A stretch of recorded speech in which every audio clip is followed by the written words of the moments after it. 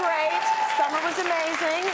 But now we're heading into fall. You know what's cool about fall? The food. I've missed these guys. Please welcome Randy Feltis, Massimo Capra, Jason Parsons.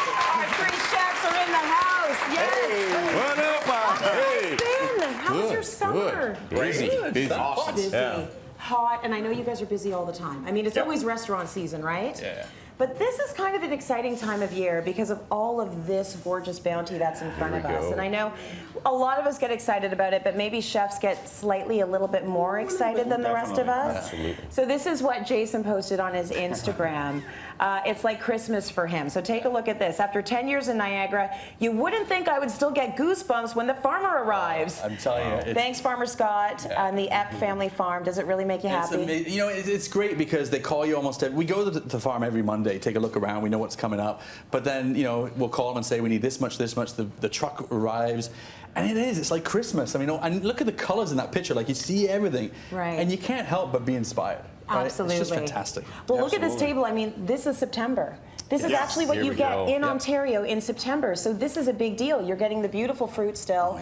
You're getting the root vegetables. You've got an incredible variety, and it's all here and it's all local. So that is something to be really excited about. It's fantastic. I mean, I've been in this town for 32 years now, and I've seen all the changes, everything. Every year there's something new coming and more product coming. And it used to be just August and September, and then that's it. Yeah. Now you start early May, and you go all the way to the end of October. Well, a lot of things, you know, you think when it gets cooler, you think it's the season's over, but yet some things have been in the ground that long, and actually, you know, it's just starting to kind of be ready. So there's a lot going on. So Massimo, 32 years. Yeah. You still have that accent? 32. Seriously? I love the accent, but 32 years? Really? Listen, I want to do a whole segment on how some people are able to maintain their accent over time, and other people lose it immediately. I think when it's as beautiful as Massimo's, you want to hold on to it as long as possible. Yeah. It's all my fault. I keep going back to Italy all the time. Is that what it is? You know, they ruined me. It's what makes you you, and I love it. I love it. Well, let's head to the farm now with Jason to see what they're harvesting right now. Here I am on the farm working hard. Yeah, right. Who are we kidding? This is the guy that does all the work. Hey, Scott, how you doing? Not bad, not bad. I'm happy to do the work for you, Jason. I'm going to give that to you. This right. is Scott Epp from Epp Family Farms, and this is what makes Peller Estates so special. And this region, I mean, like, look at what's growing on around here. You know, what we got here? This is a unique variety of cauliflower. It's a purple cauliflower. It's quite unique. It's stunning to look at and looks even better on the plate. Well, it just adds character to the plate, and it's not just about the color either. It really does give great flavor to it.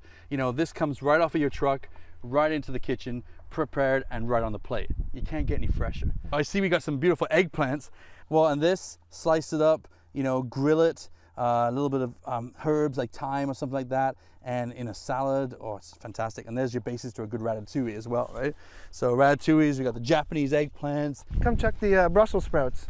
Oh yeah, I love these. These are fantastic. Most people probably don't even know how these grow, right? Yep, they grow. They start from the bottom. They start growing up, and they get quite tall. Yeah, so we got about another month to go, but they'll firm up, and they'll be again great. When you'll bring them right in the stem, we'll just pick them off, and away we go. Right, a little bit of nutmeg, butter, yum. I always love these little zucchinis. I mean, they give really great character to plates that we do in the restaurant, and also with the flowers, you can stuff them and steam them, and they're just absolutely stunning. But this isn't a baby zucchini, right? No, it's actually a regular zucchini plant. We're just picking them much smaller. And that's really what it's all about. The relationship between farmer and chef. We get to know, you tell me what we're capable of doing, and I tell them what we're looking for the plate, and we end up with some amazing things like the baby zucchini. Oh, boy. Nice stuff on the farm. I know that all three of you have a farm connection. Were you all raised on farms? You were raised on a farm? I was. Yes, Randy? Definitely yes. On a farm? No, but you love the farm? I do. Okay, so, you know, the farm is close to your heart, and it should be, because kids need to understand that food actually came from somewhere, not just the refrigerator. Absolutely. Right? It actually grew somewhere. When you go somewhere and you see how when you cut it, it doesn't grow back, but if you pick it, it keeps growing. It gives you respect for what it is. It's not just pick up the phone and there it is. Chickens don't do that. To pick up the Chickens phone is don't kind of do nice that. too sometimes, right? Good point. We're going to see more some of Jason's recipes inspired by his farm visits. But first, Randy's up. Randy, a sweet corn creme brulee. Most Here we people go. think creme brulee, they think sweet dessert. So This is corn. I grew up on a farm, and so it was always, guess what? This is coming out, so the house is just full of it. Yeah. Tomatoes, the house was full Use of it. it. Corn season, here we are, and maybe this is why I became a chef, because it was like at a young age, plant them at the end of the table, and we're just like shucking all the corn, and we'd freeze it, and then throughout the year you'd use it. So you'd have to utilize it in different ways to make it exciting. Yeah. So we're taking sweet corn and we're making a creme brulee. Ooh, love I call that. it a peaches and cream creme brulee. Okay, so this is interesting. I've never heard of that, but yeah, if you've got a ton of it, you've got to use it. Corn sandwiches, everyone. Corn sandwiches, right? There we go. Corn sandwiches, corn burritos, corn pizza. Is that sugar? This is sugar. I'm going to do a little something because we've done creme brulees in the past, and there's always a blowtorch involved, which is fun Yeah. and exciting, but maybe it's not really good for the kids, right? You don't say. Maybe. I'm just saying. I don't know. Maybe you don't have any plumbing to do at home and you don't want to spend $30 on a blowtorch. So we're going to do it caramelized sugar, and so we're Okay. just going to add a little bit of water, and we're just going to let this simmer away. So Massimo, I trust you. Caramelized sugar. Keep your eyes on there. I keep my eye on Yeah, there. we're going to give it a If go. it's my job to make sure that doesn't get burnt, then it's going to get burnt. I'm going to put him. You'll do Okay, it. no problem. You do If it. you just add a touch of water, it just kind of dissipates a little bit and allows it to caramelize evenly. If you Yeah. put the sugar in raw, it's going to burn in certain places and not caramelize in others. What do you want to do after it's caramelized? We're going to put it right on the brulee. You Right wait and on the see. brulee, This is going to be okay, rock and no roll. problem. Massimo? Yeah. Do you Oh, mind you have another job now. separating some egg yolks for me? Well, that is Pretty putting to work. please. How Eight. many? It's glamorous 8, stuff. please. 8?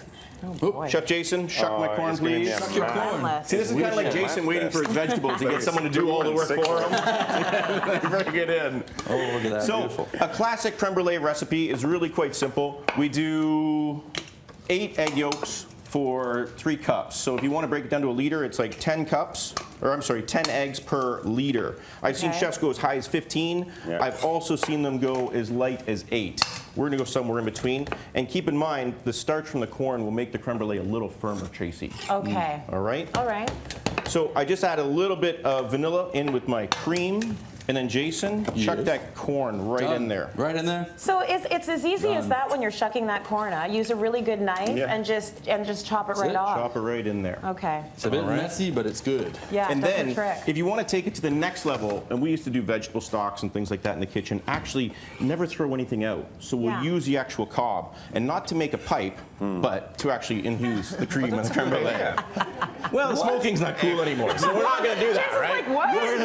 That's not a good idea. What smoking No. are you talking It about was like, there? yeah, that's there's an old farmer that was Mr. beside Toro. our farm, and he always had a corncob pipe. It brings back memories. I don't know where I'm going with this, right? Okay, Massimo. The Talk trick to to me. every creme brulee, egg yolks in Yeah. there, please. And we've got 180 grams of sugar. Okay. Keep in mind, this is a Glamoury. custard. Egg Yeah, yolks go on. coagulate at like 58 degrees. Yeah. So we don't want them to scramble. We don't want them to overcook when we put the boiling cream in. So the sugar actually acts like a shield. Okay. So it's going to dissipate the heat a little bit, make it a little bit sweet, That's going to be very nice and and then we're going to temper it a Well- little bit. Nice. kind of. Yeah, no, there is a balance. It'll It balance requires out. a certain amount of sugar no matter what. Okay.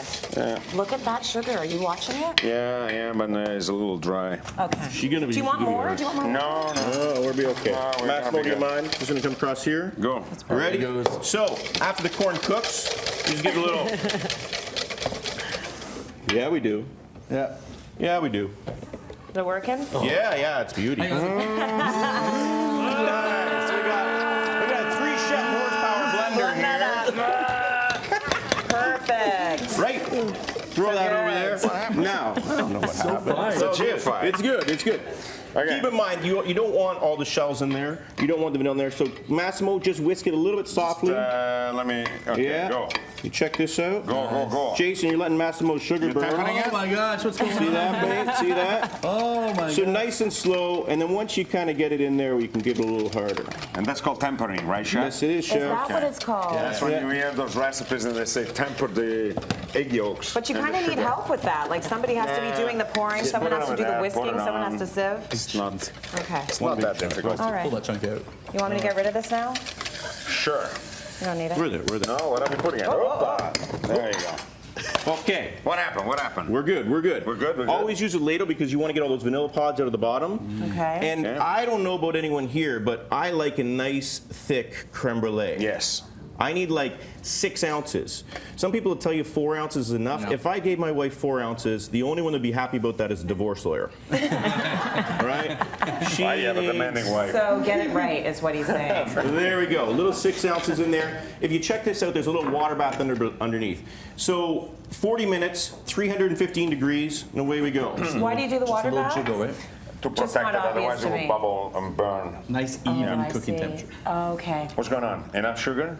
We got enough sugar. it's gonna make It's going to make it. It's going to be, Gonna it's gonna be work? gorgeous, actually. It's Sugar going to on be live gorgeous. television, that is impressive, my friend. I know. Yeah. Oh, so that's what you do. You put it right on Yes. You put top. it right in there. See, no Shape it up blowtorch like needed. this. But the blowtorch is fun. I know it is. You- A blowtorch I is know it is. I know it is. He's know, mixing I it up, know. though. But it's fun. we did a little bit more sugar. We would have had a bit better caramelize over here. Garnish it with some corn husk, a little raspberry. Oh, beautiful. Get a mason jar full icing sugar and Yeah. check it Boom, out. boom. Love it. Cityline.ca for this Let's awesome know. recipe.